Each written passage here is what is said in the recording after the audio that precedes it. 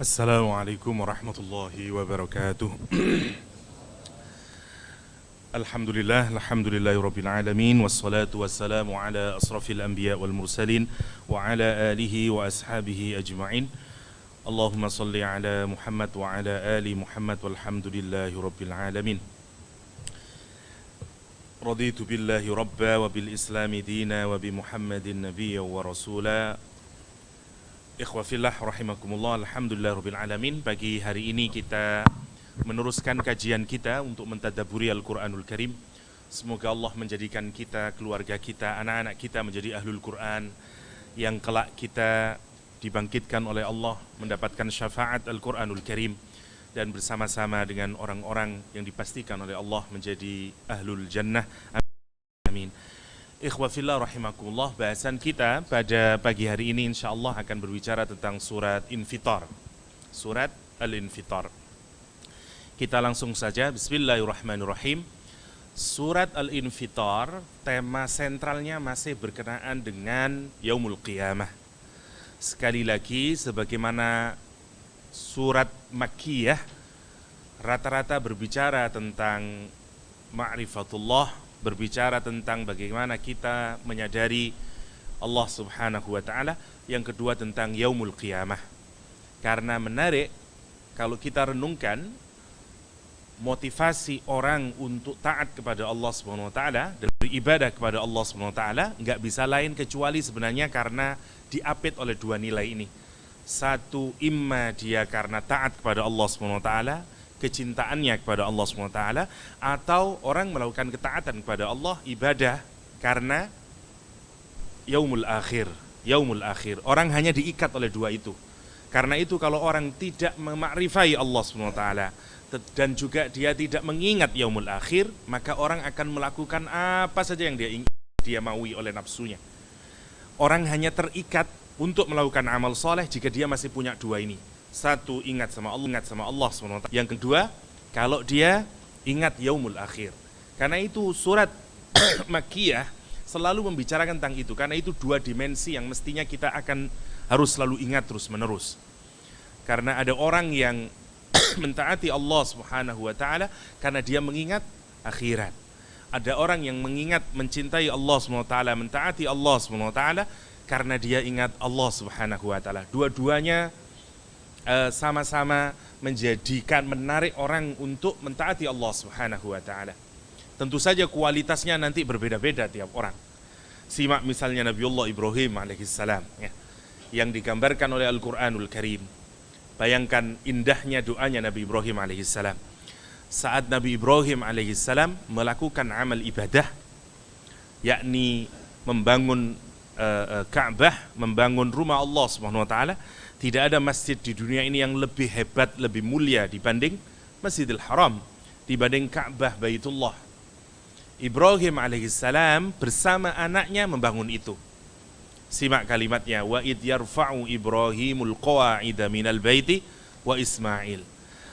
Ingatlah ketika, dan kalimatnya menarik, seakan-akan kita dipinta oleh Allah untuk melihat Nabi Ibrahim dan Nabi Ismail yang sedang berdua meninggikan fondasinya Ka'bah untuk dibangun menjadi Ka'bah kembali.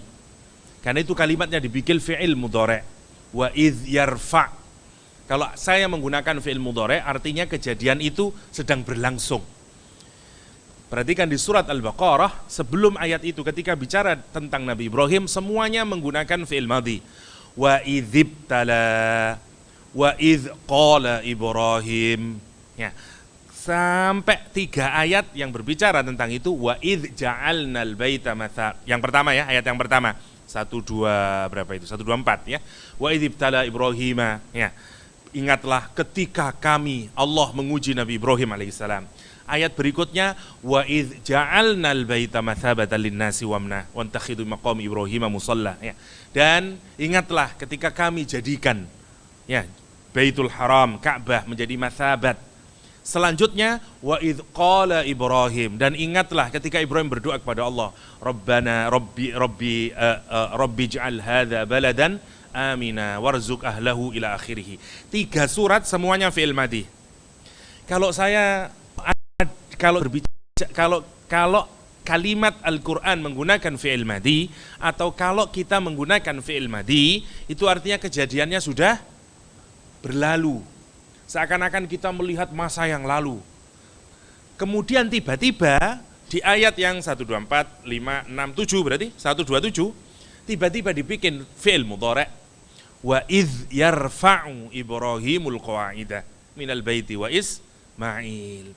Jadi perhatikan perubahannya dari fi'il madhi 3 ayat, kemudian tiba-tiba ke fi'il mudhari'.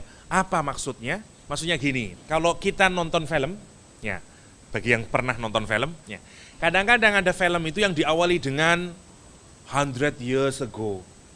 Ya, film itu tiba-tiba misalnya 100 tahun yang lalu ceritanya gini, tiba-tiba kemudian dibawa ke masa yang sekarang saat kejadiannya. Cara Al-Quran menceritakan itu sama dengan begitu. Yang sekarang ditiru oleh para pembikin film modern itu. Ya, seperti kalau jenengan nonton Spider-Man misalnya ya. 10 tahun yang lalu, masih kecil misalnya, enggak tahu saya, ada spider kena sekarang terus sampai sekarang, baru masuk ke sekarang.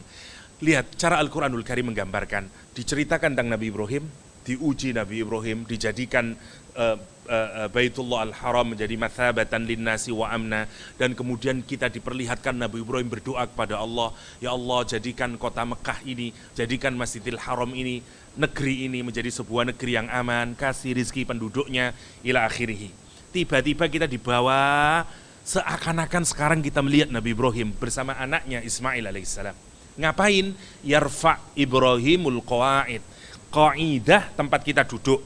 Ini ada foundationnya, kemudian dikasih batu bata, dinaikkan. Namanya yarfa'. Jadi Nabi Ibrahim tidak membangun Ka'bah, cuman meninggikan fondasinya terus karena sudah ada fondasinya. Hanya hilang saja. Ditinggikan, setelah selesai saya tanya, apa yang dilakukan Nabi Ibrahim? Amal soleh atau amal toleh? Amal baik atau amal buruk? Amal baik, bangun masjid, bayangkan. Kalau sampean habis bangun masjid, kira-kira ya nopo? Alhamdulillah, keren ya. Habis melakukan ibadah. Siapa yang bilang membangun masjid itu amal ibadah yang kecil? Besar banget, membana masjidan, banallah. Nanti Allah bangunkan dia rumah di surga, baitan fil jannah. Ini tidak hanya masjid biasa, tapi yang dibangun apa? Ka'bah. Tidak ada yang lebih mulia dari aktivitas melakukan ibadah membangun Ka'bah. 5, simak kalimatnya Nabi Ibrahim alaihissalam. Bagaimana orang beribadah, nanti bedanya ya, karena kita ini puncak dari pengabdian itu kita disuruh ngikutin Nabi Ibrahim. Bahkan orang yang tidak ngikutin Nabi Ibrahim dianggap orang yang bodoh, orang yang otaknya bodoh. Ya, wa may yarghabu am millati Ibrahim ya illa man safiha nafsah, kata Al-Quran. Kecuali orang yang idiot, orang yang bodoh, orang yang tidak bisa berpikir dalam, illa man safiha nafsah. Subhanallah ya. Nabi Ibrahim itu yang menarik, setelah selesai dia bawa anaknya untuk bekerja itu, ya. Wa idh yarfa'u Ibrahimul qawa'ida minal baiti wa Ismail, apa kata Nabi Ibrahim? Rabbana taqabbal minna. Ya Allah, terimalah ini ya Allah. Kenapa dia berdoa begitu? Karena dia orang yang Islam. Saya tanya, memangnya Nabi Ibrahim sama Nabi Ismail tidak Islam? Islam.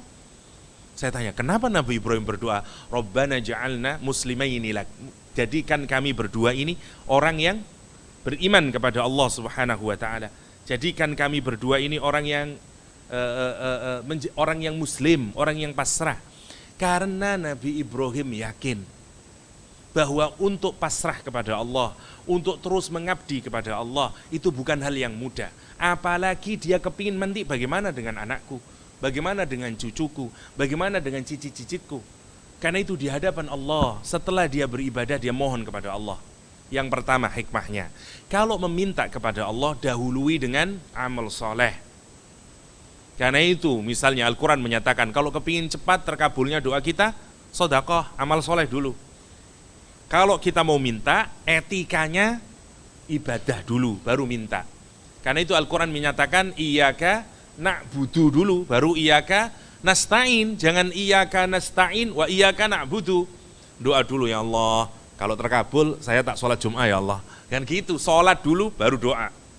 Ya, etikanya begitu. Seperti Nabi Ibrahim alaihissalam.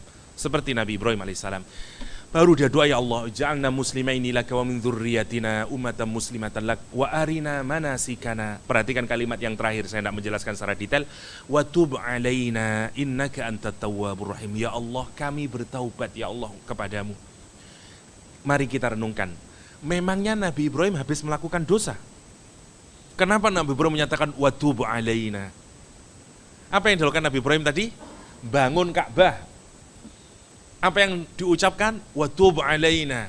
Ya Allah, kula tobat Gusti. Kapan kita ngomong tobat? Habis melakukan dosa. Habis melakukan kesalahan, nangis ke Allah. Ya Allah, mohon maaf ya Allah. Wa tub alaina innaka antat tawwabur rahim. Ada beda, subhanallah, kalau kita renungkan ya. Hatinya orang-orang yang dekat dengan Allah. Hatinya orang-orang yang soleh, yang dia tangiskan, yang dia tobati bukan dosanya bahkan. Yang dia tangisi, yang dia tobati justru amal ibadahnya dia tobati. Kenapa? Karena dia tidak sempat mikirin apakah amalan saya ini nanti dapat pahala atau enggak. Apakah dengan amal ini saya masuk surga atau enggak. Tidak sempat kepikiran itu, karena dia mikir bagaimana aku bisa mikir itu. Karena aku, ya Allah, aku tahu ya Allah, amalku tidak sempurna. Cara aku bangun Ka'bah ini mungkin belum sesuai seperti yang kau inginkan. Karena aku manusia. Mungkin teploan saya kurang tepat. Mungkin cara saya nata bata kurang tepat. Tapi saya sungguh berusaha semaksimal mungkin untuk memberikan yang terbaik untukmu ya Allah. Tapi aku tahu aku tidak sempurna. Karena itu maafkan aku ya Allah. Sampai habis sholat, kalau hatinya seperti Ibrahim, Assalamualaikum, waalaikumsalam, kita nangis pada Allah, ya Allah, saya memang sudah menjalankan perintahmu. Tapi saya tidak tahu bagaimana, apakah sholat saya itu sudah engkau terima atau enggak. Saya sholat tapi bacaan yang saya baca saya lupa. Saya sholat tapi saya tidak ingat dengan dirimu. Saya sholat tapi dan segala macamnya. Dia sibuk mikirin itu. Subhanallah. Orang-orang soleh dia mentaubati ibadahnya. Sementara orang-orang yang di bawah kita mentaubati dosa-dosa kita. Subhanallah. Mari kita meniru Ibrahim alaihissalam. Ya, yang hatinya sebegitu halusnya, hatta ibadahnya dia taubati. Karena itu jangan bertanya lagi bagaimana dosanya tidak ditaubati. Bagaimana dosanya tidak ditaubati.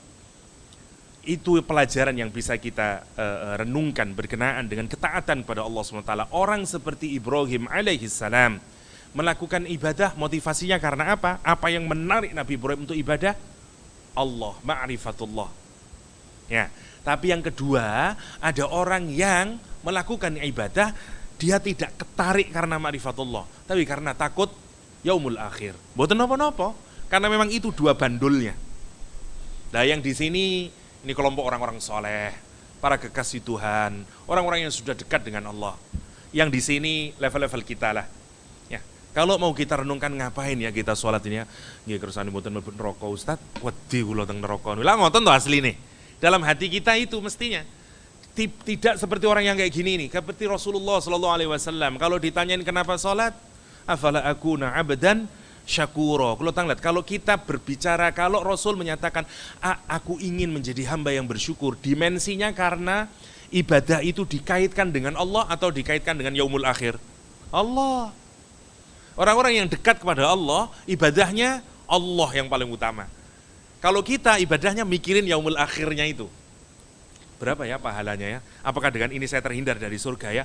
Boleh, mboten napa-napa. Karena memang itulah dua motivasi, dua bandul yang akan mengikat hati kita. Kalau orang tidak punya dua-duanya, dia akan hilang dan pasti dia akan melakukan maksiat. Karena yang mencegah kita untuk melakukan maksiat hanyalah dua ini. Ingatan kita akan Allah SWT dan ingatan kita terhadap yaumul akhir. Entah ingat surga atau ingat neraka. Yang jelas ingat yaumul akhir. Karena itu lihat, jangan perhatikan sifat orang mukmin di dalam Al-Qur'anul Karim. Surat Al-Baqarah. Di awal tentang apa? Alladzina yu'minuna bil ghaib. Siapa yang paling ghaib? Allah Subhanahu wa taala. Semua sepakat para ahli tafsir.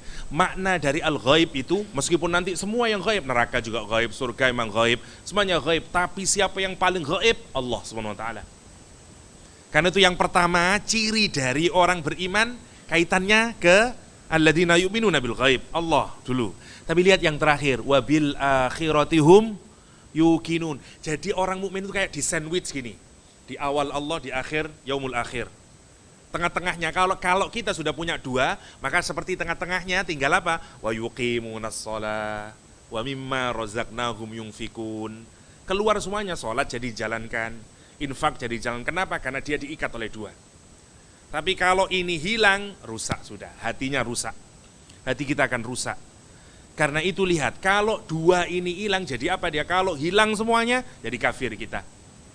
Khotamallahu ala qulubihim wa ala sam'ihim. Kalau dua ini juga sebenarnya hilang, karena motivasinya dunia saja, tidak masuk sampai di hatinya, dua ini penyakitan hatinya. Ya, karena itu menarik, kalau jenengan renungkan urutan surat Al-Baqarah, ada 9 nanti ya. Kita belum bicara surat Al-Baqarah, tapi preview saja, trailernya ya. Ada 9 bagian. Kita lihat bagian sampai kelima dulu ya. Yang pertama tentang hati, isi Al-Baqarah itu. Dan hati itu macamnya ada 3. Ada hati yang taat, taslim, selamat, yaitu hatinya orang iman. Habis itu hatinya orang kafir. Yang ketiga hatinya orang munafik. Orang munafik. Hati itu isinya 3 itu aja. Kalau tidak salim, ya mayyit atau ya marid. Sebagaimana Al-Quran menyatakan, Allah ngingatin bahwa diri kita itu yang paling penting apanya? Hatinya. Nah, habis bicara tentang hati, surat Al-Baqarah nanti bicara tentang bapak fisik kita, Nabi Adam. Karena itu langsung dilanjutin dengan kisahnya Nabi Adam alaihissalam. Biar kita tahu dari mana kita berasal, apa potensi kita, apa kelemahan kita. Habis Nabi Adam cerita tentang Bani Israel. Habis cerita Bani Israel, cerita tentang Nabi Ibrahim alaihissalam. Setelah cerita Nabi Ibrahim, mulai wa idibtala, sudah Nabi Ibrahim. Setelah Nabi Ibrahim cerita tentang kita, umat Nabi Muhammad SAW. Nah, kalau jangan lihat sekarang. Nabi Adam, terus Bani Israel, habis itu Nabi Ibrahim, habis itu kita. Kita ini sebenarnya punya 2 bapak. Satu bapak Nabi Adam, namanya Abul Bashar, bapak fisik kita. Yang kedua Nabi Ibrahim alaihissalam, bapak spiritual kita. Bapak hati kita. Karena itu Al-Quran menyatakan wattabi millata abikum Ibrahim. Bahkan Nabi Ibrahim itu disebut oleh Al-Quran itu memang bapak kita. Jadi tenang saja, meskipun jenengan boten Habib, kita keturunan 2 nabi, Nabi Adam sama Nabi Ibrahim alaihissalam. Boten apa-apa, meskipun tidak Habib, hidung saya tidak mancung minimal, tapi saya 2 nabi kok, Nabi Ibrahim kali Nabi Adam alaihissalam. Tapi yang menarik maksudnya apa? Allah ngingatin kita punya hati. Dan ada 2 contoh kita itu. Satu Nabi Adam, yang kedua Nabi Ibrahim alaihissalam. Nabi Ibrahim contoh yang paling perfect di dalam mengelola hati. Yang kedua nanti yang paling bawah, tapi masih baik, namanya Nabi Adam alaihissalam. Apa pelajarannya kalau mau disingkat? 1, Nabi Adam diuji oleh Allah. Berhasil napa mboten Nabi Adam? Enggak berhasil, diuji. Tapi meskipun tidak berhasil, tobat. Setelah tobat, berhasil akhirnya. Yang kedua, setelah Nabi Adam siapa tadi? Bani Israel. Bani Israel diuji apa enggak oleh Allah? Diuji, berhasil? Enggak berhasil dan enggak tobat. Bani Israel. Sekarang tinggal Nabi Ibrahim, diuji oleh Allah. Diuji, berhasil, sempurna melaksanakannya. Enggak ada cacatnya. Wa idzibtala Ibrahim rabbuhu bikalimatin, apa kata Al-Quran? Fa'atammahun. Ingatlah ketika Ibrahim kami uji dengan kalimat-kalimat, dengan perintah yang banyak. Semua dilaksanakan oleh Nabi Ibrahim dengan sempurna. Dan dia menjadi contoh kita. Ibaratnya nanti kita ini punya hati. Mau dibawa kemana hati kita? Mau jadi kafir, mau jadi munafik, atau mau jadi iman. Allah ngingatin, look manusia, kamu punya potensi. Allah ngasih ilmu sama kamu sebagaimana Adam, wa'allama Adam al-asma. Tapi ingat, kamu juga punya sifat greedy. Hati-hati, kamu bisa terjatuh dari surga. Meskipun tapi kalaupun kamu melakukan kesalahan, it's okay. Asalkan kamu tobat, kamu bisa bangkit lagi. Allah nerima kamu. Asal jangan niru Bani Israel yang sudah dikasih banyak potensi, tapi dia tidak mau melakukan taubat, salah terus. Bayangkan, keluar dari Mesir, buat nopo-nopo, ini belum invitor jadinya. Keluar dari Mesir. Di Mesir ngapain dia? Dijadikan budak, dizalimi, anaknya dibunuh, semua penderitaan dia dapatin dari Mesir. Dikeluarkan oleh Nabi Musa, jalan keluar dari Mesir, lautan dibelah, subhanallah, nikmat mana lagi yang mau didustakan oleh Bani Israel, ya? Keluar ini orang Yahudi ini, keluar sampai setelah keluar dari apa? Red Sea, dari Red Sea, ya. Laut Merah, Masya Allah. Keluar dari Laut Merah, sekarang dia terus mau menuju Palestina.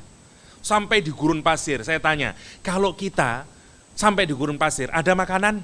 Nggak ada, susah ini sudah. Allah lihat, kurang apa lagi nikmat yang diberikan kepada Bani Israel. Diturunkan burung dara goreng sama es madu. Kurang apa? Tiap hari makannya itu. Burung dara goreng, madu. Burung dara goreng, madu. Manna wassalwa. Tapi dasar Bani Israel, protes dia ke Nabi Musa. Musa, lan nasbiro ala tu'amin.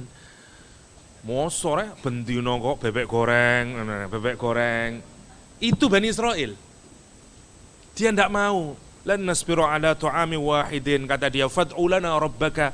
Mbok yo ndonga kono yo Nabi Musa, mintalah sama Allah. Mana ini mimma tumbitul ard. Minta dong, mosok kok nasi goreng burung dara goreng. Kan enak sebenarnya itu, ya. Mana burung gemek yang digoreng itu, mahal itu, ya. Itu makanannya yang diberikan oleh Allah.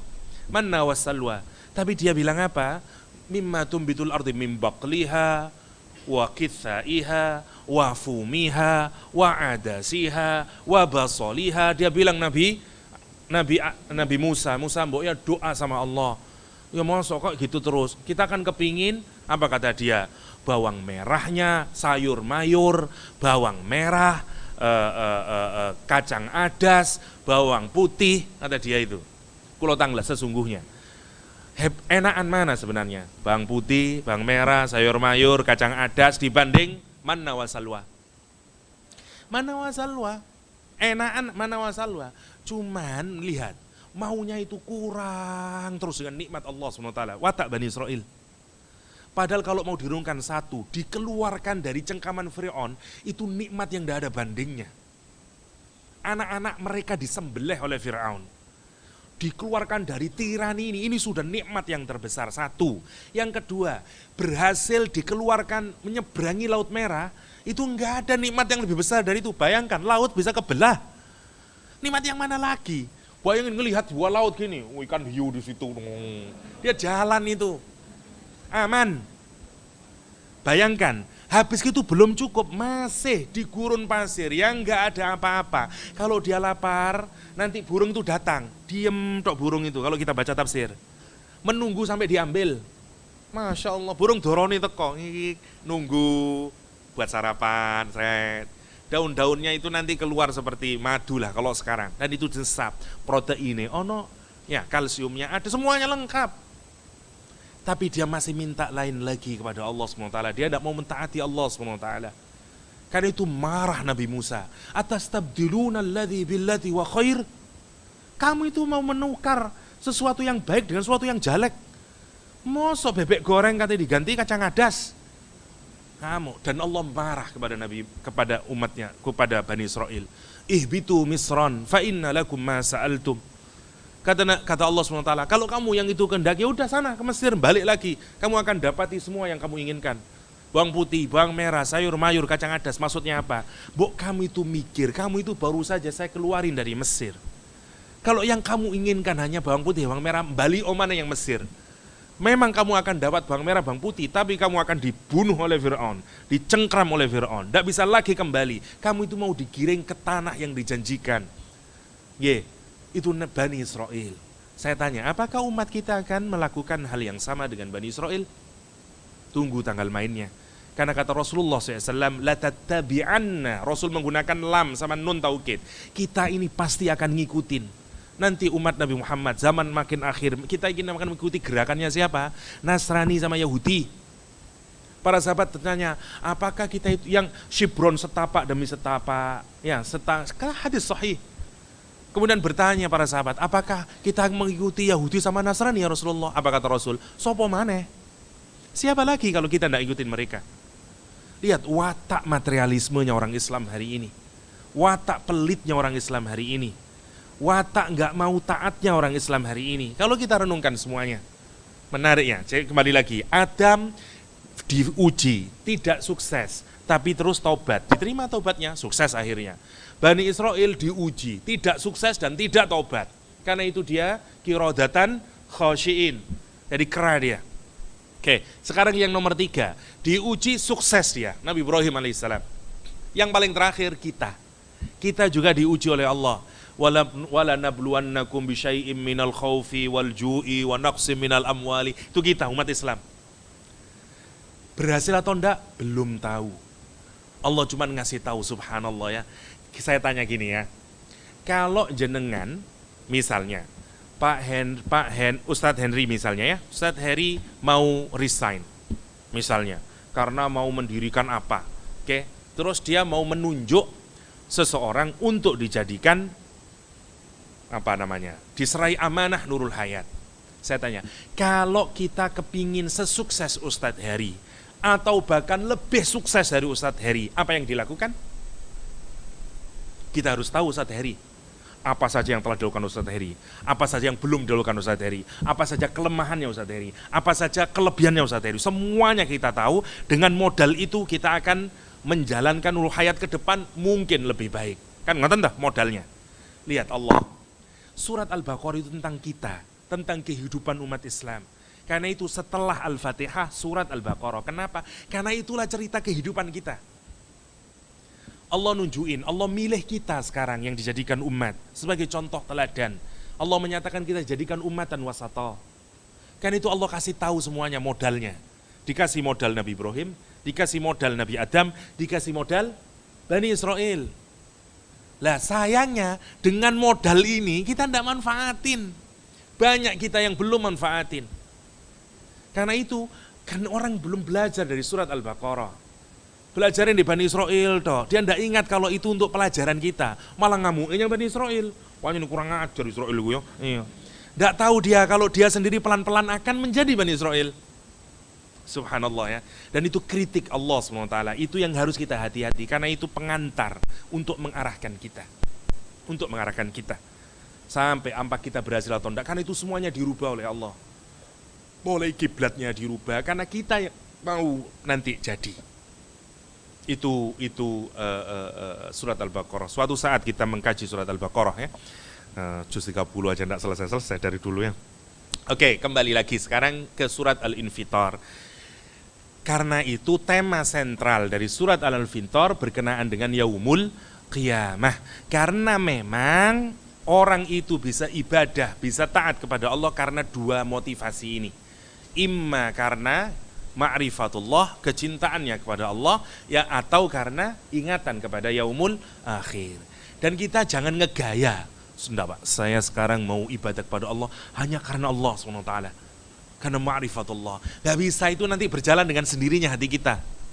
Pelan-pelan akan gitu. Awal-awal orang ibadah mesti yang dipikir adalah surga neraka. Saya alhamdulillah sholat 2 rakaat sebelum subuh. Dapat dunia dan lebih baik. Ya alhamdulillah, muga-muga. Ya, terus. Nanti pelan-pelan. Kalau kita makin soleh, kemudian kita sibuk mikirin apa? Ibadahnya sendiri. Sudah tidak mikirin lagi, ini dapat pahala berapa ya? Ini bisa menjauhkan saya dari neraka, bagaimana ya? Sudah tidak kepikiran. Yang mikirin ya Allah, bagaimana aku mikir dia pahala atau enggak? Karena aku malu dengan model ibadahku ini ya Allah. Sudah saya baca Al-Quran, tapi bacaan itu hanya lewat di tenggorokan dan lesan saya. Otak saya tidak nyambung dengan yang saya baca. Dan bacaan itu belum jadi perubahan pada diri saya ya Allah. Mohon maaf ya Allah, hanya itu yang bisa saya lakukan untuk apresiasi dengan Quranmu. Gak ada mikirin keren. Kalau sampean hatinya sudah gitu, tandanya makin dekat ke Allah. Karena kita sudah tidak mikirin, tidak ada, nanti tidak bangga dengan diri karena ibadah. Gak ada bangganya. Justru kita makin rendah diri, makin tawaduk, makin merasa kurang terus ibadah kepada Allah. Dan itulah hatinya orang-orang soleh. Sebagaimana Nabi Ibrahim alaihissalam. Habis bangun Ka'bah, tapi yang keluar dari lesannya, watub alaina innaka anta tawwabur rahim. Ya. Sama seperti orang-orang soleh. Ya. Kenapa sih habis sholat, Assalamualaikum warahmatullahi wabarakatuh, apa bacaan yang pertama dibaca? Astaghfirullahaladzim. Kenapa? Kalau kita, astagfirullahnya ingat dosa. Habis Assalamualaikum, Astagfirullahaladzim, ya Allah, sepunten ya Allah. Mau wingi mangisuk kula ngeten ya Allah. Itu yang kita ingat, dosa yang kita ingat sambil istighfar. Orang-orang soleh kalau habis sholat istighfar, apa yang diistighfari? Sholatnya dia istighfari. Habis sholat, assalamualaikum warahmatullahi wabarakatuh, astagfirullahaladzim, ya Allah, kula sampun sholat. Saya telah lakukan perintahmu berupa kewajiban sholat subuh ini ya Allah. Tapi saya tidak tahu apakah subuh saya ini sudah sesuai seperti yang Kau inginkan dan sarankan. Yang bisa saya lakukan cuma itu ya Allah. Baca ayat Allah tapi saya lupa terus untuk mentadaburi ayatnya. Saya sudah melakukan gerakan tapi saya tidak tahu apakah rukuk saya sudah sempurna. Saya nggak tahu ya Allah, tapi karena itu mohon maaf kalau ada kekurangan ya Allah. Astagfirullahaladzim. Betul banget. Nggih. Subhanallah. Kita itu kepingin hati kita semacam itu. Karena itu lihat, orang Islam itu mestinya motivasi ibadahnya cuma dua itu. Allah sama yaumul akhir. Dari mana kita tahu? Dari Quran, dari Quranul Karim. Oke, sekarang kita ke surat Al-Infitor. Di surat Al-Infitor, karena ini temanya masih ke Makkiyah, karena itu yang banyak diadres ke siapa sebenarnya? Ke orang-orang Quraisy. Karena itu motivasi yang pertama, wong dia masih belum kenal Allah, ya, belum kenal Allah. Karena itu tema Yaumul Qiyamah masih menjadi sentral. Dan itu memang untuk orang awal-awal itu aja yang paling kuat ditanamkan. Agar orang punya kecintaan terhadap surga, ada orang punya khauf kepada neraka. Rojaknya ke surga, khaufnya ke neraka. Mahabbahnya ke Allah Subhanahu wa taala. Karena orang ibadah cuma tiga itu dua.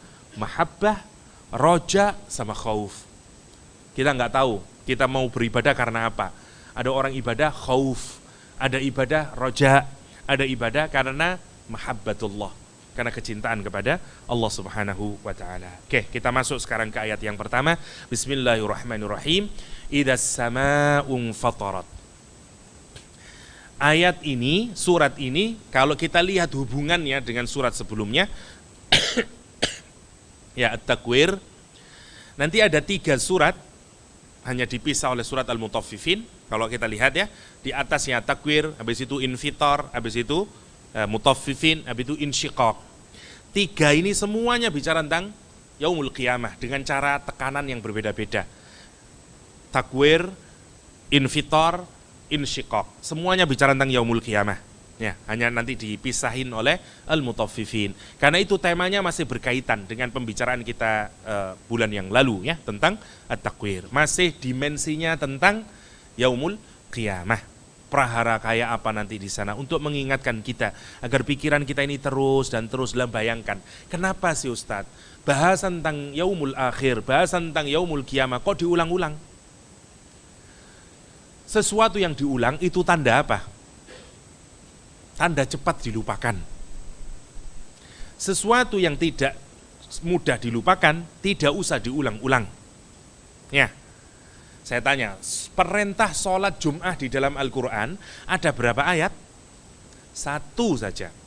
Perintah sholat 5 waktu ada berapa ayat? Banyak. Saya tanya, banyakan mana orang melupakan? Sholat 5 waktu atau sholat Jum'ah? Sholat 5 waktu.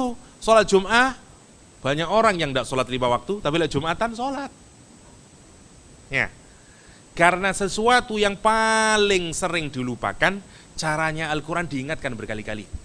Takwa, hampir 200-an kalau saya tidak keliru dalam Al-Quranul Karim. Kenapa? Karena paling lupa. Bayangin, sudah diingatin berkali-kali tentang Yaumul Qiyamah. Ingatan kita tidak selalu tiap hari ingat Yaumul Qiyamah. Ngene mboten. Baru kalau sudah ingat ya Allah, tabrakan baru eling duiki. Oh, polek mati mau ya. Insya Allah ya, itu Yaumul Qiyamah. Karena itu diingatkan lagi. Mana nanti dimensinya yang mengenai kita. Ayat ini dimulai dengan kata idzas samaa'un fatarat. Kata idza sebagaimana yang sudah sering kita bicarakan untuk menunjukkan kejadian yang akan terjadi tapi garanti akan terjadi. Ada beberapa hal di dalam Al-Quranul Karim untuk menunjukkan peristiwa yang akan terjadi. Ada in, ada law, ada idza, ada idz. Kalau kejadian itu sudah terjadi menggunakan kata idz. Kalau kejadian itu bisa terjadi, bisa tidak terjadi, menggunakan kata in. In ja'akum fasiqum binaba'in fatabayyanu. Kalau kejadian itu hampir tidak akan pernah terjadi, menggunakan kata law. lau anzalna hadzal qur'ana ala jabalin la ra'aitahu khashian. Memang pernah Quran diturunkan ke gunung? Belum pernah. Karena itu pakai lau. Lah kalau kejadian itu garanti pasti terjadi, tapi kejadiannya nanti menggunakan idza. Oke. Jadi kalau ada idza jangan pernah ragu karena sebenarnya ini sudah garanti pasti terjadi. Garanti pasti yang pertama. Dan idza juga mengandungi makna tiba-tiba kejadiannya. Kita nggak pernah bisa memprediksi kapan ya dan segala macamnya. Wallahu alam, Allah yang paling tahu. Hatta Nabi juga tidak tahu kapan terjadinya yaumul qiyamah. Wallahu alam. Tapi yang penting pasti, dia certainty. Dia pasti sebuah sesuatu yang niscaya pasti terjadi. Allah menggambarkan mulai yaumul qiyamah, prahara hari kiamat itu dengan yang ada di atas dulu. Idzas sama, apabila as-sama. As-sama langit. Sebenarnya maknanya bukan langit saja sebagaimana yang kita ketahui ya, langit 1, 2, 3, enggak. Langit sama adalah apa saja yang berada di atas kita. Kalau kita nodong ke atas, batas yang paling terakhir kita bisa melihat itu sudah sama. Sampai mana? Sampai seterusnya. Maka yang rusak itu langit berapa? Semuanya. Itu maksudnya. Jadi ini langit idzas sama, semua yang ada di atas kita itu maksudnya. Jadi as-sama semua yang ada di atas kita nanti ngapain kata Allah SWT? Infatarat. Infatarat ini apa? Kata yang sudah umum kita ketahui dari kata ini adalah iftar. Iftar. Habis puasa terus berbuka puasa. Namanya iftar. Orang barat menerjemahkan iftar dengan breaking the fast. Atau sudah jadi umum namanya breakfast. Apa breakfast artinya? Sarapan. Sebenarnya arti aslinya bukan sarapan. Mecah puasa, memutus puasa, merusak puasa. Break, ya, breaking, kita ngerusak, belah. Fast, puasa. Orang bule itu yang tidak makan kan dikit-dikit makan orang bule, tapi tidak banyak, tidak kayak kita, dikit-dikit makan. Pagi makan sedikit, telur 1 sama apa susu misalnya. Siang sedikit, jam 10 makan lagi misalnya. Tapi dikit, apalah apel 1 sama teh misalnya. Nanti siang makan lagi dikit, terus gitu banyak. Sore cake 1 sama itu. Makan besarnya kapan? Malam hari. Dinner dia makan besar. Kalau kita besar semuanya. Ya. Mulai start sarapan udah besar. Ya.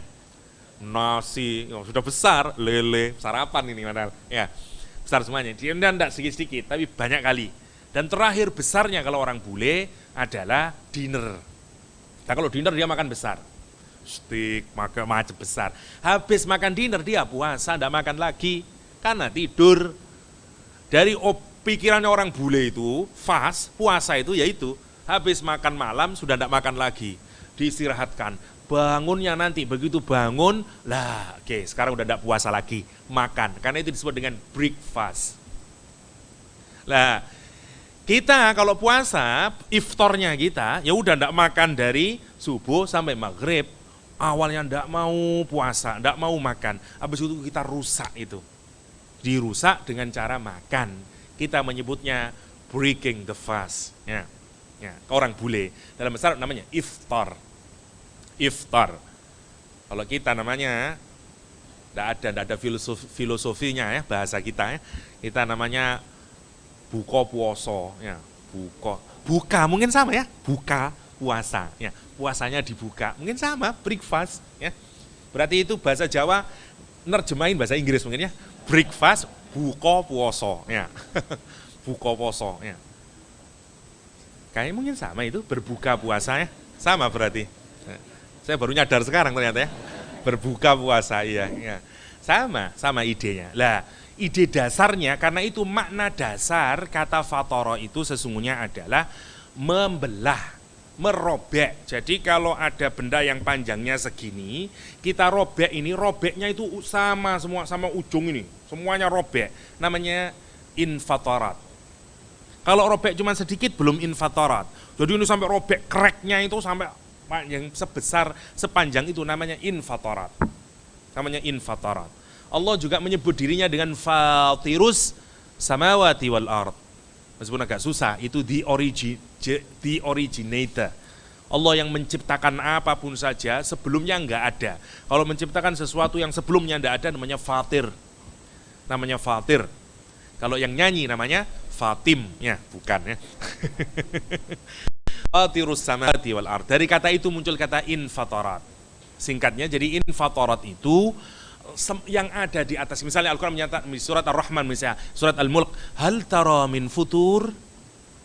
Nanti kata Allah SWT, mbok ya kamu itu mengadahkan ke langit. Kalau tidak percaya ada Allah SWT, bagaimana Allah bikin kanopi itu?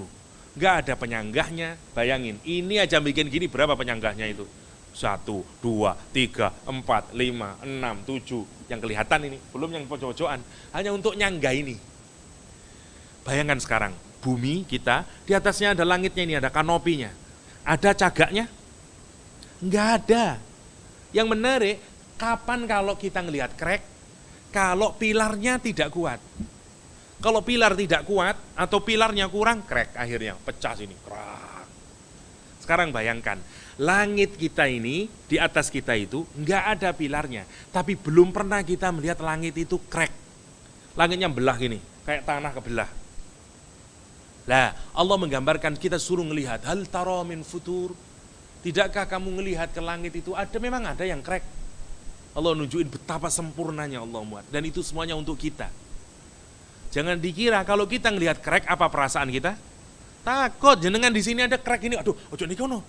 Robo kon, motor kon misalnya. Takut. Semua yang ada crack itu takut. Apapun saja di tanah kita ngelihat crack, takut kita. Sekarang bayangin kejadiannya. Langitnya itu bukan sedikit yang crack. Dia crack, rusak semuanya langitnya itu. Bayangin bagaimana dia crack. Nanti beda-beda. Kenapa kok crack? Beda-beda. Satu, kata para, kalau kita hubungkan dengan Al-Quran, kenapa salah satunya? Karena malaikat turun. Waduh, buka terus malaikat mudun. Kita akan melihat itu nanti. Ya, sayangnya tidak ada produser film ya. Dari Hollywood, mungkin kalau bikin oleh Hollywood baca Quran jadi begitu mungkin ya, rusak terus dari langit sana mudun malaikatnya ya. Nanti kita ngelihat itu ya. Satu, Allah ingin nunjukin rusaknya langit. Jadi ibaratnya langit itu seperti kanopinya. Kalau habis ada kanopi terus ada lampu-lampunya. Lampu-lampunya itu digambarkan seperti bintang-bintangnya nanti. Oke? Allah menyatakan yang pertama kehancurannya idzas samaun fatarat wa idzal kawakibun tatharat. Kawakib artinya bintang. An-nujum artinya juga bintang. Apa bedanya? Kalau yang di ayat sebelumnya yang di surat At-Takwir an-nujum wa idzan nujumun kadarat. An-nujum kalau najm atau najma ya. Kalau kita boleh namain anak Najma, saya pernah ngasih nama seorang putri namanya Najma ya. Saya kasih nama Najma. Najma. Jadi bintang itu kalau yang difokuskan tentang cahayanya, briliannya cahayanya, radiannya cahayanya, namanya nujum, najm. Tapi kalau yang menjadi fokusnya itu bintang yang tetap di tempat, yang tidak pernah pindah, namanya kawakib, kaukab. Oke? Biasanya bintang yang dipakai untuk menunjuk arah. Rasi-rasi bintang loh.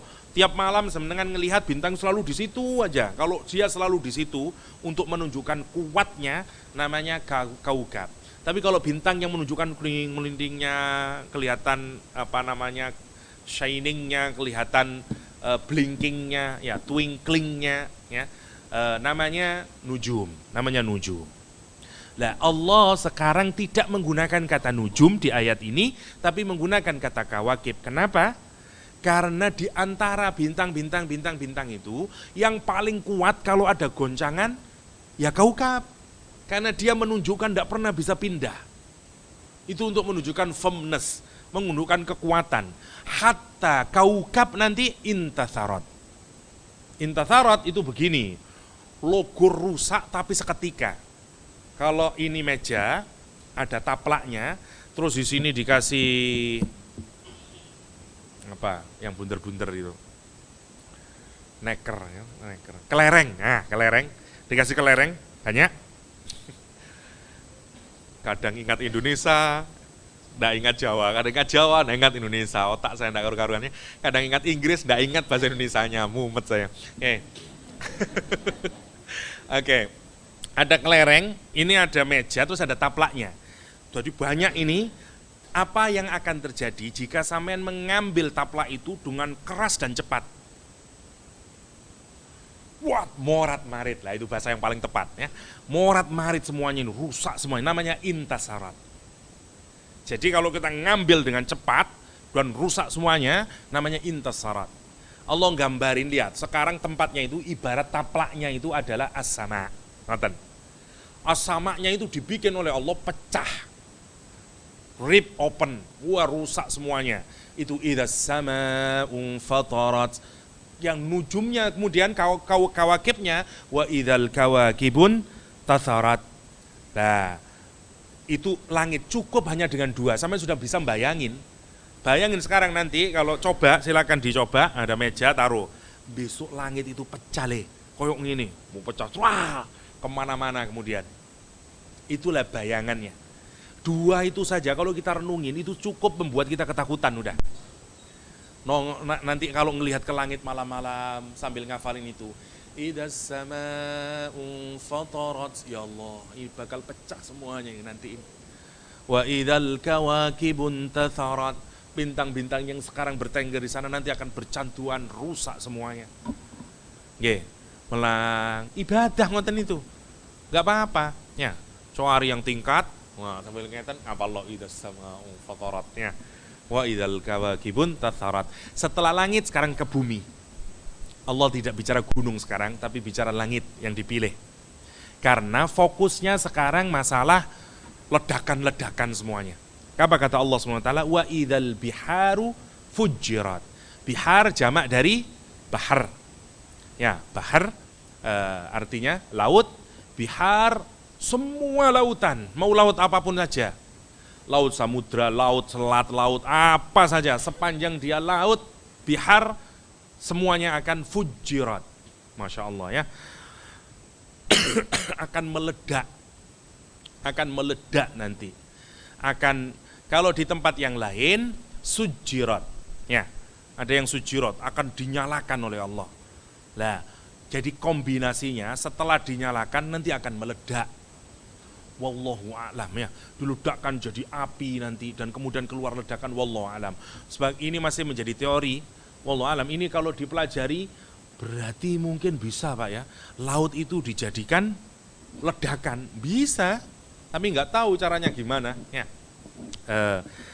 Ada yang menyangka mungkin nanti susunan kimiawinya itu yang dirubah oleh Allah Subhanahu wa taala ya, begitu nanti meluap dia ya, karena nanti katanya, karena kan air laut sama air sungai itu tidak pernah ketemu ya, karena air laut lebih rendah, air sungai lebih tinggi, dan selalu ada batasnya itu tidak ketemu airnya antara laut. Nanti semuanya dijadikan satu oleh Allah SWT. Semua air jadi satu. Sekarang bayangin kayak apa terjadinya, kayak tsunami, dan tsunami itu mengeluarkan api dan meledak, semburat kemana-mana, mengeluarkan suara, fujirat, melewati batasnya semuanya. Ya. Fujirat dari kata kalau orang menabrak aturan Allah SWT namanya fajir.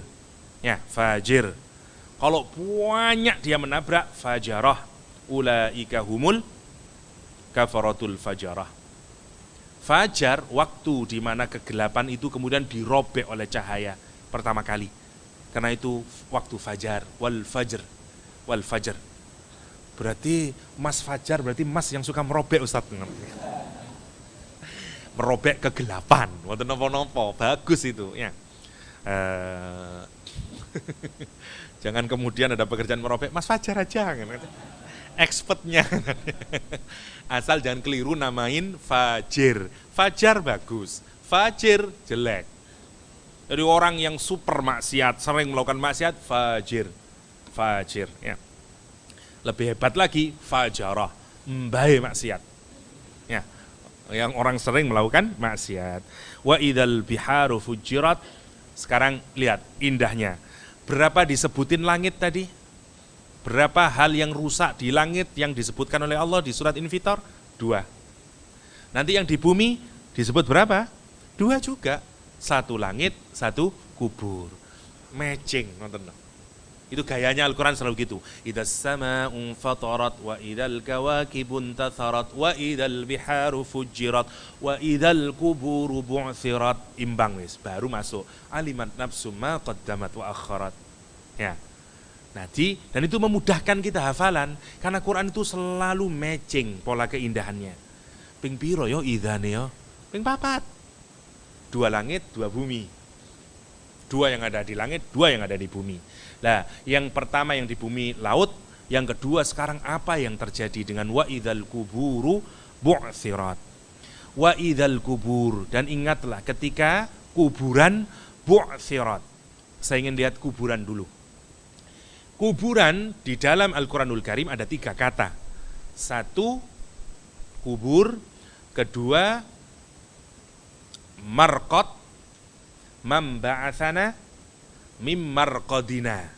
Marqad, yang kedua sanes barcode ya, marqad ya. Marqad, yang ketiga ajdas ya, kata Al-Quranul Karim. Minal ajdas ya. Apa bedanya gini? Kalau ajdas, kuburan yang sudah tua, yang sudah hilang pada namanya, dan kita tidak tahu lagi.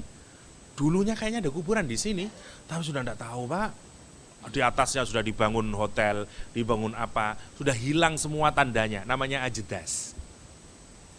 Marqad itu berasal dari kata rukut, itu gambaran orang yang kalau tidur tidak nyenyak, tidak enak semuanya, tidur yang pokoknya nggak enak kabeh, juarem kabeh, nggak bisa, ibarat tidur itu belum sampai terlelap, sampai pernah tidur yang nggak enak semuanya, pokoknya namanya itu marqad. Allah menggambarkan nanti begitu orang dibangkitkan dari kubur, ya, orang akan bilang, "Mamba'atsana mim marqadina." Siapa yang membangkitkan kami dari tidur kami? Memang tidur, tapi kalau kita tidak hati-hati, marqad itu tidur tidak enak. Allah menggambarkan uripe wong di kuburan itu enggak enak, karena itu pernyataan orang kafir. Mim marqadina, loro kabeh tambah. Waduh, sampean lho mari turu kok tambah ngono, kan wis enak. Duh, tambah loro kabeh aku mbut ah. Ya, sama kalau jenengan tidur di tempat yang tidak tepat, ya, entah galare, munggah-munggah atau apalah segala macamnya, ya, naik turun, sakit semuanya tambah, atau tangannya melengkung gini, semua tambah gulunya, dan namanya marqad, namanya marqad. Orang di kuburan itu semacam itu yang digambarkan kalau orang kafir. Karena orang yang mukmin enggak begitu bangun dia enggak bilang begitu, dia bilang ini yang dijanjikan Allah, ya, hada ma wa'adar rahman wa sadaqal mursalun. Itu omongannya orang mukmin. Kalau dia bangkit dari kubur, begitu dia dibangkitkan dari kubur, dia bilang itu ada ma wa'adar rahman wa sadaqal mursalun. Tapi kalau dia orang kafir dibangkitkan, man ba'atsana mim marqadina. Ya, itu yang omongannya, ya. Oke. Kita lanjutkan. Kubur itu ya kuburan biasa maknanya. Kalau kita digeng untuk memasukkan orang ke dalam kubur, namanya kubur. Jadi ada 3 maknanya. Nanti semua kuburan, semua kata Allah, wa idzal kuburu bu'thirat. Bu'thirat dari 2 kata dijadikan 1. Dari kata ba'atha dan athara jadi 1, kemudian jadi kata bu'thirat. Bu'thirat itu ngeluarkan dengan, kalau ada bahasa yang lebih tepat, ngedel-ngedel. Ngedel-ngedel itu apa ya? Pokok kalau gini gambarannya, kalau kita ngeluarin gini, kita ini bawa tas. Di tas itu kita membawa flash disk.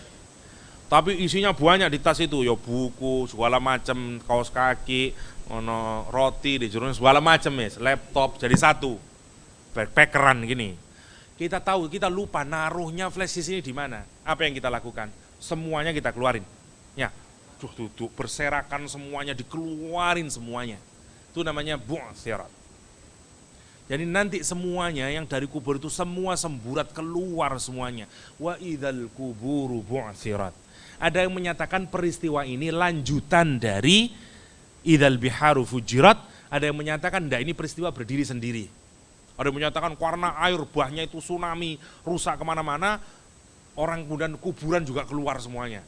Ada yang menyatakan enggak, ini 2 peristiwa yang berbeda.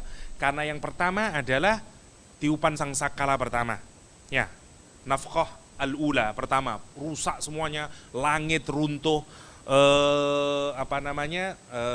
lautan kemudian meluap dan menimbulkan ledakan, mengeluarkan api, ya. Dan kemudian setelah hancur, tiupan sangkakala kedua, baru idzal kuburu bu'tsirat, dibangkitkan seperti kacang hijau itu, keluar semuanya orang dari kuburannya. Wa idzal kuburu bu'tsirat. Setelah Allah tidak memperpanjang, ya, bedanya sekarang, kita sekarang scene-nya dari pertama langit, kiamat, lihat seperti film. Bayangkan ini pada masyarakat zaman dahulu kala. Dengerin ayat ini seperti kita nonton film 2012. Ya, ada film 2012 yang tentang ya, kehancuran itu loh katanya, tentang kiamat. Ya, seperti kira-kira nonton kayak begitu. Hancur langit, hancur bumi, kemudian kita dikeluarkan dari kuburan, sekarang kita berhadapan dengan hakimnya, berhadapan dengan mahkamahnya Allah Subhanahu wa ta'ala. Allah menyatakan alimat nafsun ma qaddamat wa akharat. Kata Allah SWT, alimat nafsun, setiap diri alimat, dia akan tahu. Apa yang dia ketahui? Apa saja qaddamat, yang dikirim ke depan atau yang dia lakukan, wa ma akharat, dan apa yang dia tinggalkan atau yang dia tidak lakukan. Kita lihat ada 3 maknanya, ma qaddamat wa akharat. Yang pertama adalah qaddamat, apa yang dilakukan. Mana yang pertama? Kita lakuin semua amal yang harus diperintah oleh Allah, kita jalankan. Namanya ma qaddamat. Yang akharat, apa yang kita tinggalkan, left behind. Yang pertama kita lakukan ini, yang kita send forward, yang kita arahkan ke depan, yang ini left behind, yang kita tinggalin karena kita tidak peduli sama dia. Begitu kita bangun dari kuburan, nanti kita nyesal, ya Allah, biar aku apa ya, cuman ngaji setitik tok ya. Dulu kenapa ya saya kok, tidak ingat semuanya. Oh ya, saya kalau ahad pagi di anha, ya Allah, iya ya, itu namanya ma qaddamat. Oh ya saya ngaji itu ya, oh ya ma qaddamat. Tapi semua yang tidak dilakukan namanya ma akharat. Iya, kenapa saya tetangga yatim itu kok tidak saya tolong? Oh iya ya, kenapa dulu? Namanya ma akharat. Mana yang pertama? Mana yang kedua? Ma qaddamat wa akharat, artinya begini. Yang pertama ma qaddamat, apa yang kita lakukan di dunia dan kemudian nanti hasilnya kita dapatkan di akhirat. Karena dulu kita melakukannya karena Allah, kita melakukannya ini, itu, semua jenis amal ibadah yang kita lakukan, nanti kita dapatin di yaumul qiyamah, dan kita tahu semuanya, ya Allah, itu ya semuanya yang dulu pernah saya lakukan, semuanya kita tahu. Yang pertama. Yang akhirat yang kedua maknanya apa? Amal ibadah yang kita juga dapatkan meskipun bukan kita yang melakukan, tapi karena tradisi yang kita lakukan itu, amal ibadah yang kita lakukan itu kemudian diteruskan oleh orang-orang lain sehingga seperti menjadi amal jariah buat kita. Itu namanya ma'akharat. Jadi nanti ada 2 yang didapatin orang, yang dia dapatin. Satu amalnya sendiri, yang kedua amalnya orang lain yang dia melakukan amal ibadah karena kita. Baik amal ibadah atau amal yang jelek. Dulu belum pernah ada pub di daerah ini. Nggak ada orang karaoke, nggak ada orang maksiat pelacuran. Ada orang menginisiasi, bikin karaoke, terus ada perempuannya di dalam, sampai. Dan karena itu kemudian bermunculan sekitarnya. Maka nanti begitu orang itu mati, dia dapatin semuanya kejelekannya. Ya Allah, ikut dosaku biarnya. Loh, ternyata ini kok jadi sahamnya masuk ke saya semuanya. Ya, namanya ma'akharat. Karena ini dari kamu semuanya, tradisinya. Kamu yang memulai. Terus, itu namanya ma'akharat. Kalau itu yang kebaikan semuanya. Dulu saya yang merintis ini. Untuk anak tahfidz ini. Yang di Nurul Hayat ini, maka sampai kita udah mati orangnya, tahun 2017 sudah mati, tapi nanti sampai kiamat, ternyata terus ya, sepanjang masih ada yang ngafalin, kita tetap dapat jariahnya, terus. Saya dulu ikut kontribusi itu nyumbang pondoknya itu, pondoknya NH itu. Maka selama tetap ada NH terus dapat kiriman, itu yang disebut dengan ma'akharat. Subhanallah ya, dan kita inginin itu. Amal kita tidak berhenti. Kalau kita mengajari anak-anak kita menjadi anak-anak yang soleh, dan anak-anak kita beribadah karena didikan kita, maka amalnya dia nanti ma'akharat menjadi amal kita.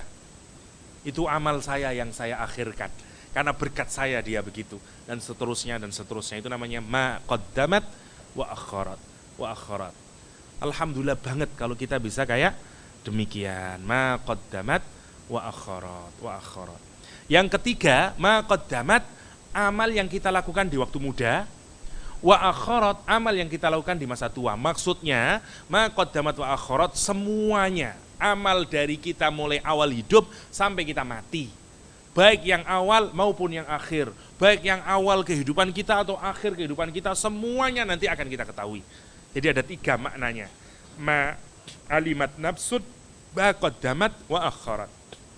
Lah, yang menjadi menarik adalah apa yang dimaksud dengan alimat. Alimat itu tidak sekedar tahu, tapi kita tahu benar hakikatnya.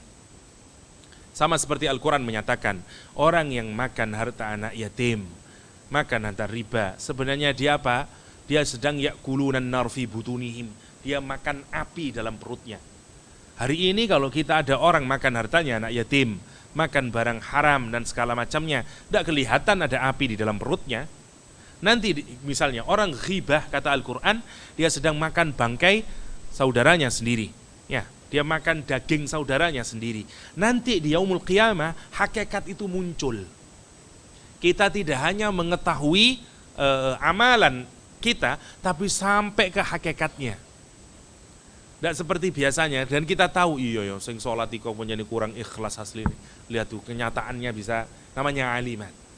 Semua orang tahu dengan amalnya nanti sendiri-sendiri. Lah kalau sudah begitu mau ngapain?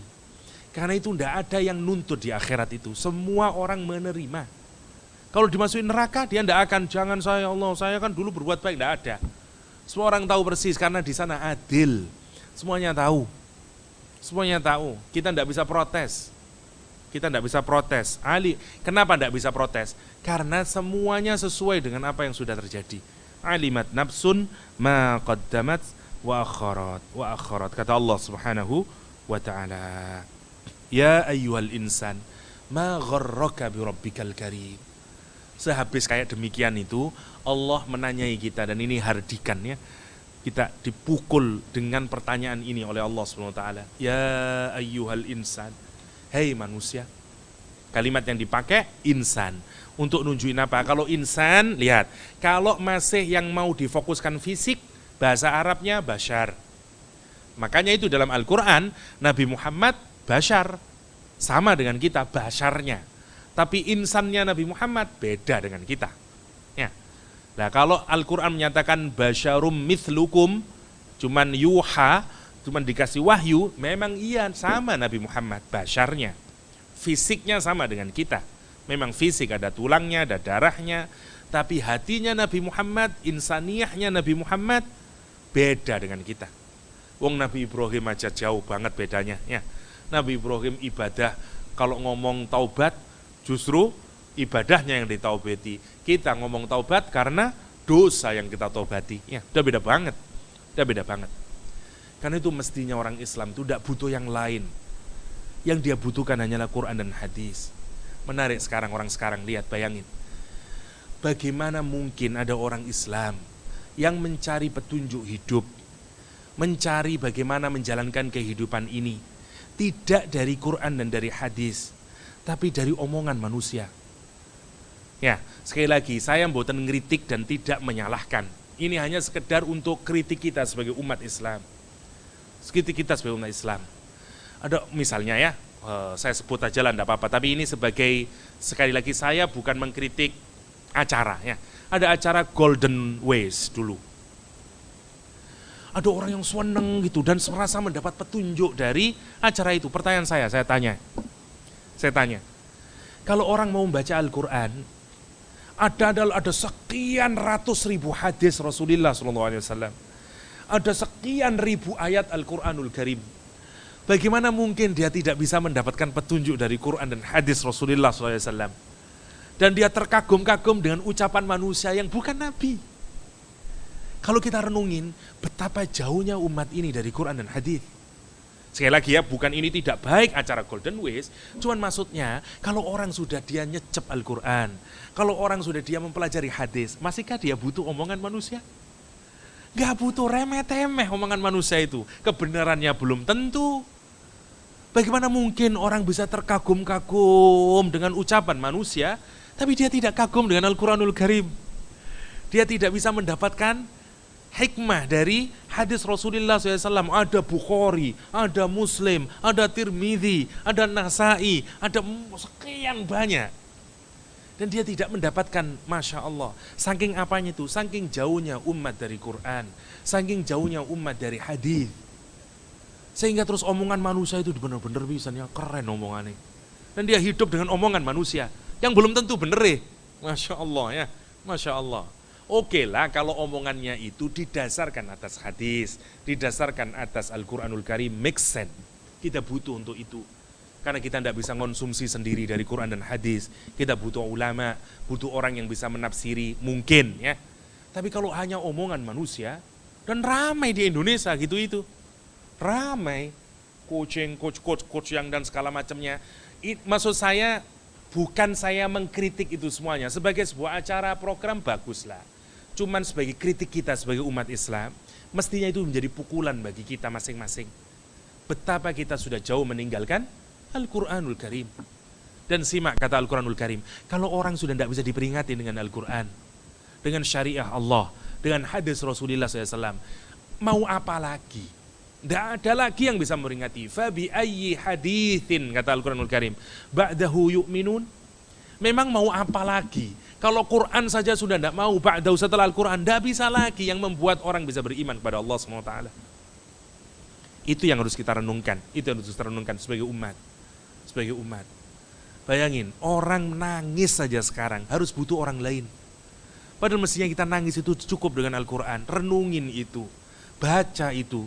Ketika Nabi Ibrahim, bayangin, kalau saya sekali lagi ini hanya untuk mengkritik diri kita masing-masing, bukan untuk mengkritik program acara, sebuah program bagus, cuman kita lihatlah ngaca diri kita ini, betapa jauhnya kita dari Quran, sehingga bahkan yang paling kecil pun kita anggap sesuatu yang besar, padahal aslinya nggak ada apa-apanya dengan Quran, nggak ada apa-apanya dengan Quran. Coba, bukankah cukup mestinya kita baca ayat Allah SWT, doa Nabi Ibrahim tadi, yang merintih di hadapan Ka'bah, waj'alna muslimaini lak. Nabi Ibrahim doa, ya Allah, jadikan aku dan anakku ini orang yang Islam, pasrah kepadamu. Dan kemudian dia berdoa, watub alaina. Ya Allah, Nabi Ibrahim yang sudah beramal, dia mentobati amalnya, ibadahnya, apalagi saya. Dibaca ayat itu pelan-pelan nangis kita. Lihat sekarang apa yang dilakukan oleh orang sekarang. Hanya untuk menumbuhkan kesadaran gitu, dia butuh musik, dia butuh gambar. Ingatlah ibumu yang sudah sedih dan segala macamnya. Masya Allah, betapa jauhnya kita dari Al-Quranul Karim. Mestinya kita ini kurang apa sih? Tidak kekurangan petunjuk kita ini. Ada 6.000 sekian ayat Al-Quran, ada ratusan dan jutaan hadis, tapi kita tidak konsumsi. Itu masalahnya. Ya. Sekali lagi bahwa itu kritik bagi kita masing-masing agar kita makin mendekat ke Quran, makin mendekat Quran. Yang kita butuhkan itu sejatinya Quran. Sama seperti kita ngomong, yang kita butuhkan itu nasi, bukan gorengan-gorengan itu. Itu cuma muqaddimah doang. Kenapa kita tidak langsung aja ke intinya? Itu loh maksud saya. Itu yang harus kita renungkan. Karena itu lihat Al-Quranul Karim menyatakan di ayat ini, ya ayyuhal insan ma gharraka bi rabbikal karim. Hei manusia yang sering lupa. Hei manusia, insan maknanya ada 3 ya. Saya ingatkan lagi, yang untuk mengingat, kata insan maknanya ada 3. 1 dari kata nisyan, pelupa. Kenapa diingatkan? Karena kita sering lupa. Dan setiap kita jangan mengaku keren ingat terus, kita sering kali lupa. Karena itu diingatkan lagi. Dan karena itu nama Al-Quran juga disebut dengan adzikr. Kenapa? Karena dia menjadi pengingat. Ya, fadzakir fa inna dzikra tanfaul minin. Ya, kata Al-Quranul Karim, kita disuruh Kan Nabi Muhammad disuruh mengingatkan dengan Al-Quranul Karim. Satu. Yang kedua, insan dari kata anis. Ya, harmoni, compassion, sayang sama orang, maunya nolongin orang, punya empati sama orang. Sebobrok-bobroknya manusia, sesungguhnya dalam hatinya dia punya compassion, punya sifat sayang sama orang. Maling, kalau ke anaknya sendiri, dia kepingin menyayangi anaknya. Meskipun ke anaknya orang lain, dia begal. Ya. Tapi jauh di kedalaman hatinya ada rasa sayangnya itu. Namanya unes. Ya. Karena itu cinta, kangen, namanya unes. Oke. Yang terakhir dari kata anas, artinya melihat. Jadi al-insan itu makhluk yang bisa dilihat, yang seringkali lupa, tetapi meskipun seringkali lupa, dia punya sifat yang penyayang kepada orang lain, punya empati kepada apapun saja, bahkan terhadap makhluknya Allah SWT. Tinggal mana yang paling dikuatkan. Allah mengingatkan dan memanggil kita dengan kata itu. Ya ayyuhal insan, ma gharraka bi rabbikal karim. Apa gharra itu gini, gharra itu perbuatan buruk atau sesuatu yang kita atau ketipu, kena manipulasi, namanya ghar. Ya. Misalnya ada orang berbuat baik ya kepada kita, tapi kemudian kita ditipu karena kita tidak perhatian, kemudian kita ditipu dengan sesuatu yang nampaknya baik, tapi padahal buruk, dan kita ngikut, namanya ghar. Kayak ginilah, kayak ada turis, ya, ada orang, atau jangan turis lah, siapapun misalnya, ada orang turis, bukan orang Jawa, ya, ke Pasar Turi. Dia punya uang banyak dari Kalimantan, Juragan Batubara misalnya ya. Banyak uang, tapi dia bukan orang Jawa. Masuklah dia ke Pasar Turi untuk beli sesuatu, saya tanya, dia mudah dikerjain atau enggak? Mudah banget ditipu oleh para pedagang. Apalagi kalau dia terlena. Ya, dia lupa, iki Pak sing apik ini Pak Islam ya lu kene Pak, katut dia. Nah, kalau orang tidak sadar dengan dirinya, tidak sadar dengan saya ini nanti ketipu saya, maka dia pasti ketipu. Siapa yang menipu kalau di Pasar Turi? Ya para pedagang-pedagang itu, calo-calonya, dan segala macam. Sama lah kalau kita mendarat sini, Pak, ditipu dia. Ketipu dia. Oke, manusia kalau dia lupa sama Allah, lupa dengan dirinya sendiri, lupa dengan bahwa dia makhluknya Allah, lupa dengan potensinya. Siapa yang membuat kita ketipu? Setan. Ya, lah kita ini bisa melupakan semuanya itu. Lah kalau kita kayak gitu namanya ghurur, karena kita sudah ketipu, kita termanipulasi. Lihat, ma gharraka, yang disebut sekarang bukan begini kalimatnya. Ya ayyuhal insanu ma gharraka billah, bukan gitu. Ya ayyuhal insan ma gharraka bi rabbikal karim. Ada dua kata yang dipakai oleh Allah. Satu Rabb untuk menunjukkan apa? Kalau Allah itu merawat kita, nyayangin kita, mulai dari kecil memastikan kita ini hidup dengan baik, rizkinya disiapkan, orang tuanya diberikan, nanti karir ke depannya begini, pekerjaannya disiapkan, semuanya Allah cawe-cawe dalam hidup kita. Allah terlibat dalam kehidupan kita, dan Allah memastikan kita mendapatkan semuanya yang terbaik, namanya Rabb. Oke? Dan cara Allah merawat kita itu digandeng dengan sifatnya yang karim. Karim itu orang yang mulia dan pemurah, generous. Kita dikasih karomah oleh Allah, dikasih kemuliaan ini, dikasih pangkat dan segala macamnya. Saya tanya, kalau ada orang tua yang didiknya anaknya, memastikan sekolahannya, ngasih uang sakunya, semuanya dia pastikan dengan baik, terus Anda tidak mentaati orang tua, wajar tidak orang bertanya, kok niku lho, kok iso tidak berbuat baik sama orang tuamu, apa yang menipumu? Apa sih yang membuat kamu bisa begitu itu loh? Ternyata dia jatuh cinta sama seorang perempuan. Yang perempuan itu, kalau kamu cintai saya, lupakan orang tuamu. Kamu sekarang milikku, enggak usah ingat. Enggak pernah nelpon ke orang tuanya, enggak pernah ngirimin uang sama dia. Ada enggak begitu? Ada. Ibunya Masya Allah, buanting tulang, nyekolahin dari TK, terus. Dia suapin, dia masak paling indah ibunya, hanya untuk anaknya. demi anaknya, demi anaknya, demi anaknya, ngerintih tiap malam dia nangis. Ya Allah, jadikan anak saya ahlul ilmi, ahlul khair, terus kuliah dia, keterima di ITB, jadi engineer. Nikah dia sama seseorang. Setelah nikah lupa semuanya dia. Nelpon orang tuanya enggak pernah, dikunjungi enggak pernah, ngirim uang enggak pernah, dan dia enjoy dengan istrinya. Ibunya ngerenung di rumah, apa ya yang melupakan dia dengan saya? Kenapa dia tidak ingat jasa-jasa saya sedikit pun? Wajar no mboten ngoten niku. Kira-kira kalau kita digituin, apa mak jelep mboten teng ati, ke hati kita.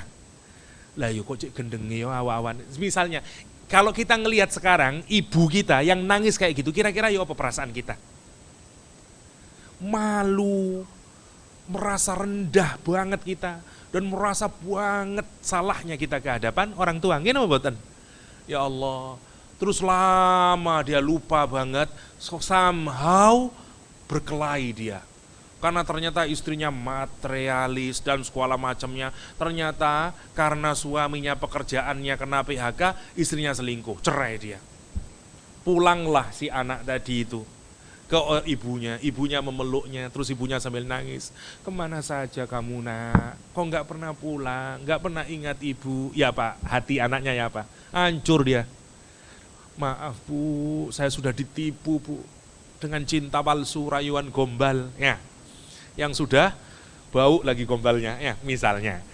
Ayat itu kira-kira begitu.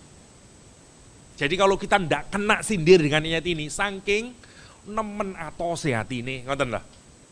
Seperti anak tadi yang dari kecil dibiayai, dirawat, di semuanya, tapi terus lupa. Lah Allah itu nanyain sama kita, apa sih yang nipu kamu itu lopo? Kalau tadi kan jelas siapa yang menipu? Cinta dia, keblusuk dengan cinta dia. Pertanyaan kita, memang Allah enggak ngerawat kita? Apakah kita pikir Allah tidak menentukan siapa ayah ibu kita, pekerjaan kita, di mana kita, semua, hatta bentuk wajah kita semua didesain oleh Allah, itu yang terbaik untukmu. Allah guyur kita salah masih dikasih rizki, kita salah nangis pada Allah diampuni oleh Allah, semuanya dipastikan agar kita nanti sampai masuk ke jannahnya. Nabi Muhammad diturunkan, Al-Quran diturunkan. Kalau kita pikirin untuk apa itu semuanya? Untuk kita. Dengan semua kebaikan Allah, bi rabbikal karim, dengan semuanya generousnya Allah, karomahnya Allah, kemuliaan, kebaikan Allah, perawatan Allah, kita bisa melupakan Allah itu loh. Ma gharraka bi rabbikal karim. Apa yang menipumu sehingga kamu lupa sama Allah Subhanahu wa taala? Sehingga kamu lupa maksiat malah dengan Allah Subhanahu wa taala. Itu maksudnya. Itu kalau orang mau mikir benar, mak jelep atine hancur, merasa malu sama Allah SWT. Itu maksudnya. Dan kalau itu jenengan baca berkali-kali malam hari, renungin itu, baca itu dalam hati, nangis. Dan gedorlah hati kita itu, ya ayyuhal insan. Tapi batinnya itu Yahya, hei Yahya, ma gharraka bi rabbikal karim. Dengan semua nikmat yang diberikan oleh Allah, semua kebaikan Allah, kenapa kamu lupa? Kenapa kamu ketipu oleh setan? Kenapa kamu tidak mentaati Allah SWT? Ma gharraka bi rabbikal karim, bi rabbikal karim. Itu yang dimaksud dengan ya ayyuhal insan, ma gharraka bi rabbikal karim.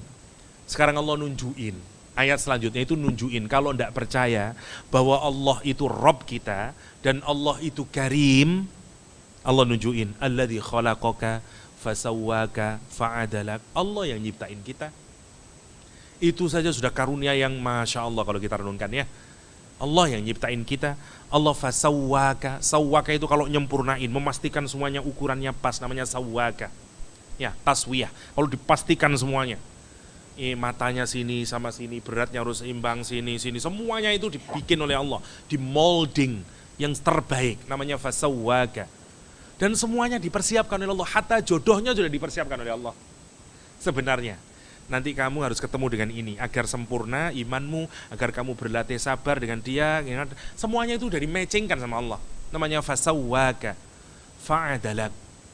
Fa'adalak dibikin komposisinya seimbang, semuanya proporsional dan segala macamnya. Itu satu contoh sedikit yang diberikan oleh Allah bagaimana Allah merawat kita dan bagaimana Allah karimnya Allah termanifestasikan dalam kehidupan kita. Karena waktunya tinggal 5 menit, saya tidak tahu apakah mau ada tanya jawab atau apa. Tapi kita masih sampai di ayat yang ke-7. Insya Allah pertemuan mendatang kita selesaikan surat Infatarat yang sangat memukul kita, diawali dari yaumul qiyamah. Dahsyatnya nanti untuk diingatkan kepada kita, semuanya akan hancur. Karena itu janganlah ketipu, karena semuanya akan mati. Ya, yang menumpuk harta benda juga akan mati, semuanya akan hancur, lebur semuanya. Karena itu, mari kita sadari betapa baiknya Allah sama kita, masih ngingatin kita, ngasih kesempatan kita, jangan lagi kita ketipu. Ya, la tattabi'u khutuwatish syaitan. Jangan ikuti. Lihat kalimatnya menarik, khutuwat, bukan khotwah. Kalau khotwah itu satu jalan, banyak jalannya setan. Once kita mengikuti satu langkah setan, kita akan terus ngikutin. Ada sekian banyak jalannya. Ya. Tidak kena dari sini, ada setan dari sini, dari sini. Karena itu Al-Quran menyatakan khutuwati syaitan. Ya, ada sekian banyak. Dan kita harus stick, ingatlah Allah SWT. Kalau tidak bisa ingat Allah, ingatlah yaumul qiyamah. Semoga itu yang bisa mengerem kita untuk mendurhakai Allah, memaksiati Allah, sehingga pelan-pelan kita timbul ketaatan kepada Allah. Pelan-pelan kita meniru ayah kita Khalilullah Ibrahim alaihissalam. Ya, itu saja yang bisa saya sharingkan. Semoga ada manfaatnya. Kita lanjutkan di pertemuan mendatang. Hadanallahu wa iyyakum ajma'in. Wa sallallahu ala nabiyyina Muhammadin wa alihi wa sahbihi wasallam. Walhamdulillahirabbil alamin. Wassalamualaikum warahmatullahi wabarakatuh.